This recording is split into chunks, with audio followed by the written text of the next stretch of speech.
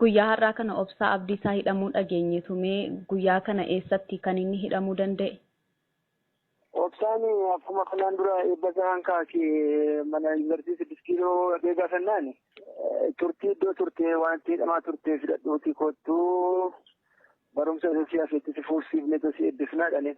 Amma kana jecha Oromiyaa Poolis Komishiiniitu qabe waan ta'eedhaaf Oromiyaa Poolis Komishiinii dhaqee isuma hidhamaa turuusaa fi moobaayilii isaa fi waayileetti mattaawaqaa warqaanyummaa isaa fudhachuu dhaqeen. Gaafa kan dhaqaniitti kophaa isaa miti nama afur ta'anii dhaqanii gaafa bukkee jira hiriyoonni isaanii nama lama bukkee jiru. Amma gaafa dhaqaniitti dhimmichi kan qabee jiru Komaander Laggasee nama jedhamu tokkodha.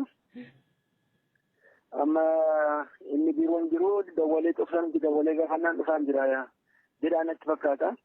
Amma gaafa dhufuutti darbee raawwateetu obsaa to'annoo jala galchaniiti Abdul Gaafarii fi ijoollee warra kaan gibbii keessaa fa'aanii bakka dubbiin isaa kanuma dhagaa waan. Amma akka inni barnoota isaa itti uffee baratuuf waraqaa akka inni fidatu kan gaafate. Dhaqee yuunivarsiitii gaafate itti fufeetoo isaarraa hafisa koorsii irraa hafe tokko fiteetoo eebbifamuudhaaf. Innaa gaafa kanaaf dhaquuti turtee maayidhaan ture jennaan maayidhaa turuu kee abbaasi turse sanarraa waraqata fudhadhu koottu seera qabeessaadhaan. Hayyee. Amma isa fudhachuudhaa dhaqe isaa gaafannaan dhaqe fudhuu maalii saamsii gadhiisee maaltu godhuu jennaan bakka eessatti sun boqotanii moo biyyattii kana keessaa oo dhokatte seesan dhaqxaa miti waan ta'aa ta'uu dhaqiin jedhani.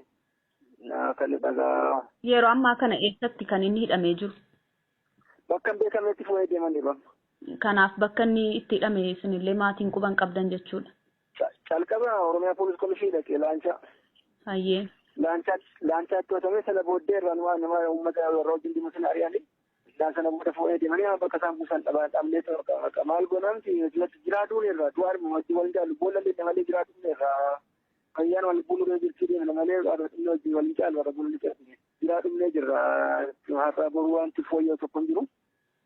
Iddoo guddaadha kun jiraachuudhaaf itoo maraafeeyyuu biyyattiin tutoo isaan biyya qallu jilleetu biyyattii kana jiraachuun isaa osoo namatti hafee wayya kanaa manna.